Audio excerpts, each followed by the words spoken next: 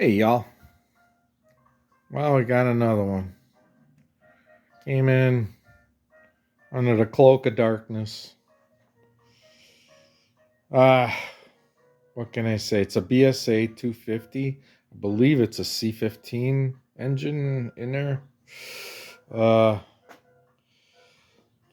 These were marketed as it was a Starfire. Not sure if it's got aluminum wheels or not. It might be aluminum. Yeah, it look aluminum. As you notice, the wiring is impeccable. Yeah, here too. It's just amazing. That's crazy. Red wires and black wires and toggle switches that are just zippy tied into place. Yeah, and then the exhaust pipe and the muffler. Wow. There are some redeeming qualities on this bike, and namely it's the paint job is pretty cool. Oil tank. And here lies the problem right there. It snapped off the end of the Kickstarter shaft. Ugh, not good. There's the oil pump. And a rotary one. And there's the pushing rods. What I do like about it is it didn't have those goofy bullhorn bars. It's got the low bars, which is kind of nice. I like those. Take those all day. It's got the double acting front brake with the big scoop in the front to keep things so the asbestos just goes through. Shh. Here's a weird thing. Fuel line, fuel line, fuel line, filter, fuel line, shut off, fuel line to the carb. What the hell? Okay. Pancake filter looks cool. I like that. That's stock. It's the first time I've ever seen one still on a bike. Knee pads are, yeah, showing some age, but love the badge. The wing. That's cool. The old girling shocks, I believe. The girling shocks are there. The rear speedo mech is there. Tires aren't bad. I think they're still the stock ones. And I got a big box of bits and bobs. Pretty cool. Bagged, but not tagged. So that makes it a puzzle. So, well, the adventure goes on with this bike again. It's like the story of my life. Everything I get doesn't have paper, no title. Shame. I like that bronze stripe. That's pretty cool. It even has it on the headlight. Too bad it doesn't continue on the back rear fender. The nicest passenger pegs ever installed on a bike. Yeah. Little bent up brackets for your rear fender. Nice. Or front fender.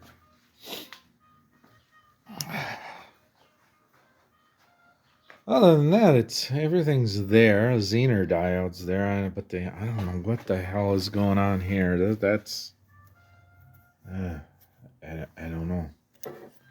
That's And the way, Zener diode works is it only puts out so many volts. Even though the generator right here is making, say, 18, 20 volts, that Zener diode only allows 14 volts. So these guys, believe it or not, they actually put out almost 24 to 28 volts. I've seen them. But when it comes to the Zener diode up here, it's only putting out 14. 14 volts max. So it doesn't boil your battery out. When that Zener diode fails, battery fails because it's going to boil the battery. Yep, you've heard it here. Kind of a neat setup. It just needs some loving. Definitely needs loving. I don't know what's going on there. Wires go. Is there oh yeah. There's wires coming in. I don't know if this is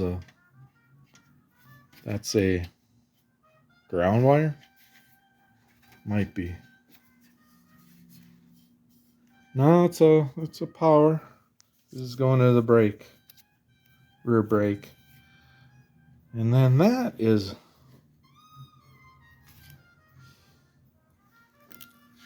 well, that's the positive side, but why is the positive side grounded? This is like a direct short, right?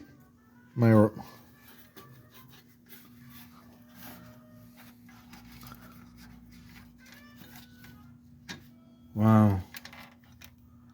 I think they went with a positive ground on this, and it shouldn't. I don't believe it should be. I'll have to look it up. But everything here indicates a positive ground. Huh. Then how would this work?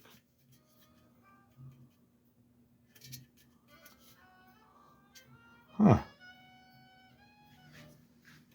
Interesting. I'll have to see the wiring schematic on this and see exactly what's going on.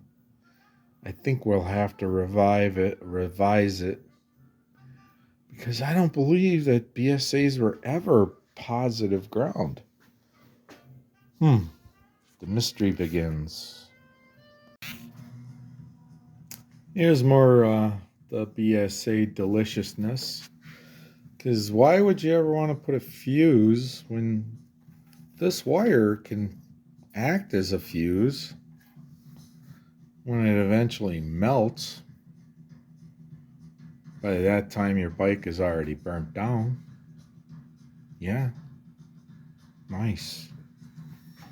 I'm still wonder, like,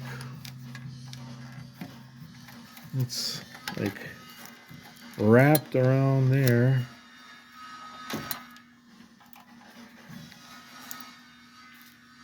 I don't know what's going on there.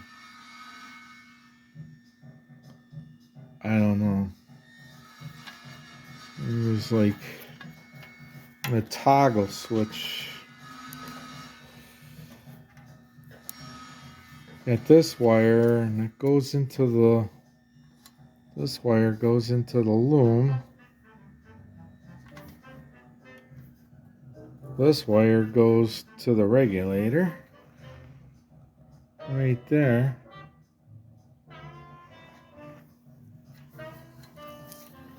Where does the blue one go? A blue one goes into the loom too. And then this guy has a fuse on it.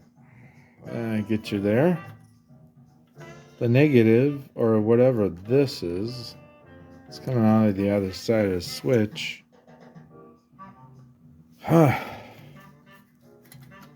Oh, my favorite. Look at that.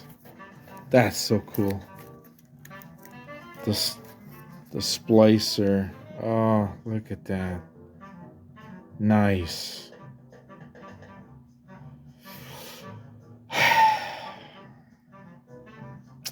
I'm going to have to look at the schematic and investigate this further. Well, apparently this fella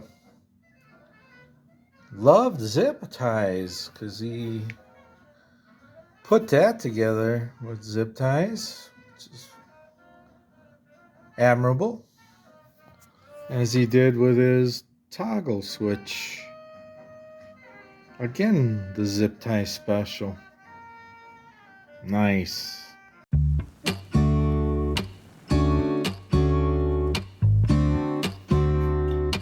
morning, y'all. Well, wherever there is morning. I'm on to rewiring it. I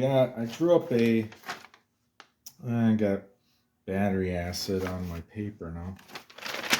Damn it. But I drew up this schematic. Kind of eliminated a lot of the clutter. There's a Zener diode, your alternator, rectifier, ignition coil, main toggle switch for the whole system. It is a negative. It's a positive ground. Got to put a fuse in there. Headlight, taillight, stoplight. That can come off this toggle switch off the same branch. It's pretty simple. Not a whole lot to it. It's just, and there's the amp meter. So it has to go negative, toggle through the amp meter to the Zener diode. That's your alternator, and then the rectifier puts out your negative DC voltage to backfeed the battery. Basically what it's doing is this is producing anywhere from, I've seen them produce as much as over 28, 29 volts AC. And then it gets rectified, and that's your DC output. This goes to ground, and the Zener diode goes also to ground, but it's going through a resistor and a Zener diode. And what the Zener diode does is it only allows 14 volts this way, back to backfeed the battery. I think that's kind of the best way I can explain it. And fairly simple system. And hopefully it'll work. Fingers crossed. Arthritic fingers. Fingers crossed. And hopefully it'll work out. Okay, the first thing I'm checking is the handlebar switch. I'm looking to see which is on and which is off. That's off, that's on, off, on, off, on. Okay, so I established that and I marked it up here. And okay, so now I know, and it doesn't matter which wire, it's just a switch. And this one has to go to the negative side for your power, which is here. So we're going to do that first. Well, my wiring, I had found some issues because I made this schematic hoping that all of this stuff was good. Well, it ended up that the Zener diode was shot, and so was the alternator. The stator was shot. And here it is, and I'll show you. Pretty simple. Too bad. And what happened is the backside got all, it's all of the coils are exposed, and what had happened was the drive for the primary chain, they put it in backwards or the wrong side, which caused the chain to run at an angle, but it also caused the chain to rub on this side and basically shorted everything out. And here I'll show you with my meter. Here, we'll set this up to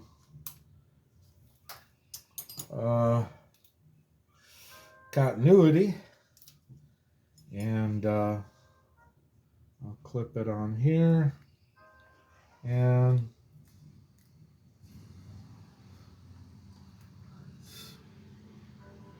400, 500.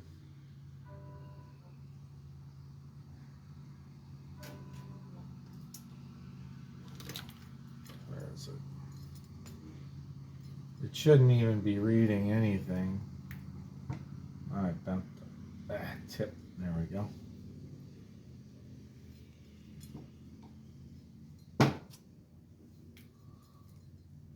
Anyhow, see, it's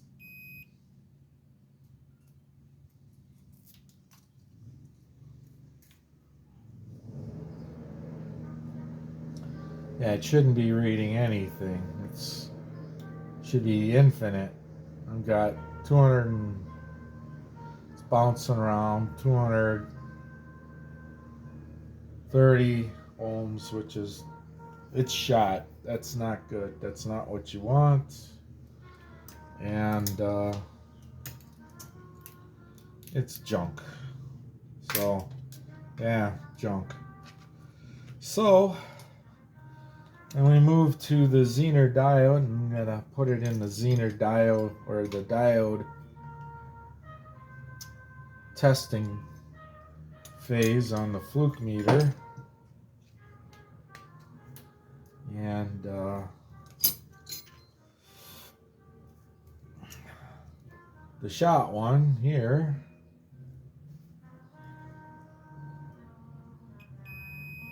that's no good. Go the other way.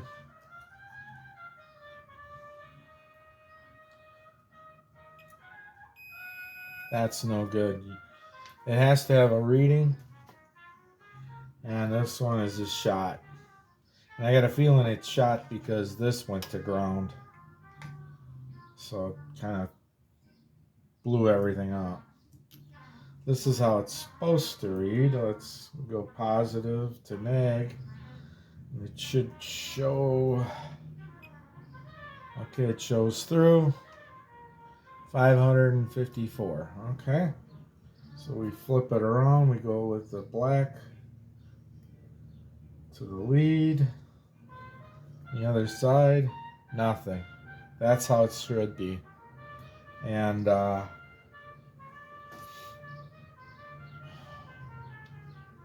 so this is a good one. Okay, all that being said, I went and I ordered a rectifier regulator kit from what is that company?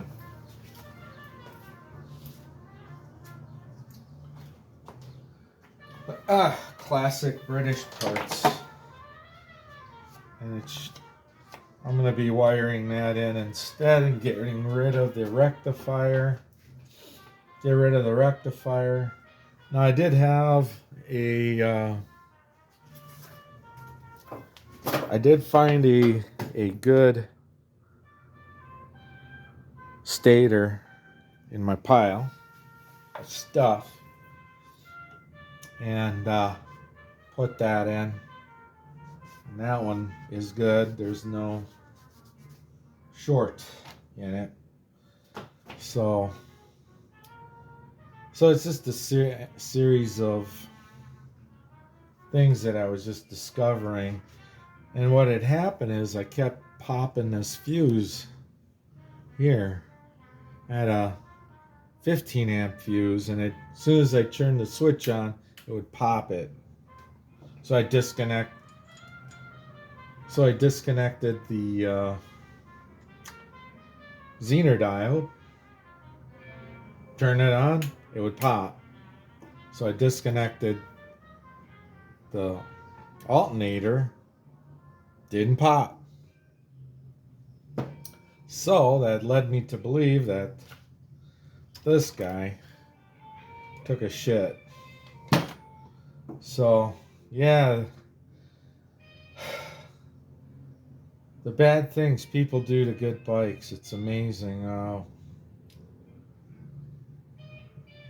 You know, there is information out there, and you should do a little bit of research, but some people just kind of ham fist things, and next thing you know, you gotta.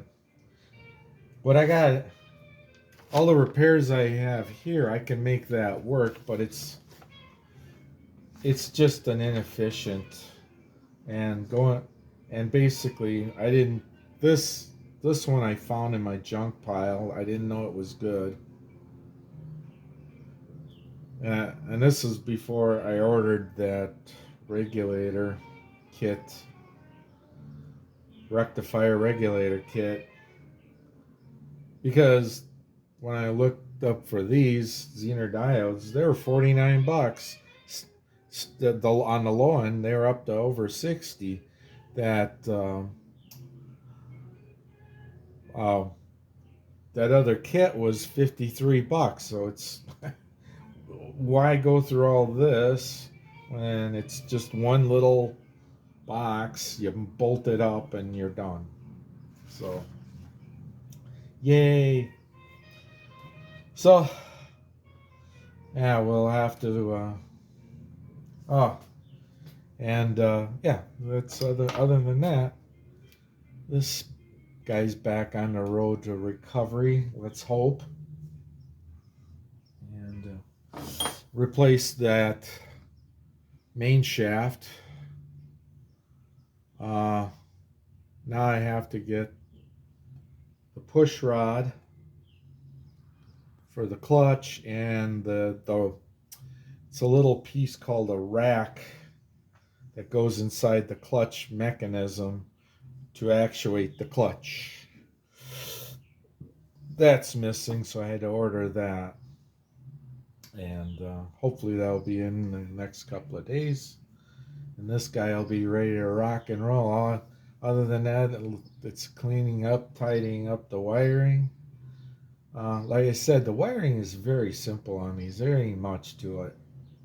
Most of this stuff is my own concoction. Let me see if I can boost you up. Let's see. Yeah. Most of the stuff it's just wiring I had, and then just kind of tidying everything up, and trying to get everything back together the way it should be. All right, that's your update.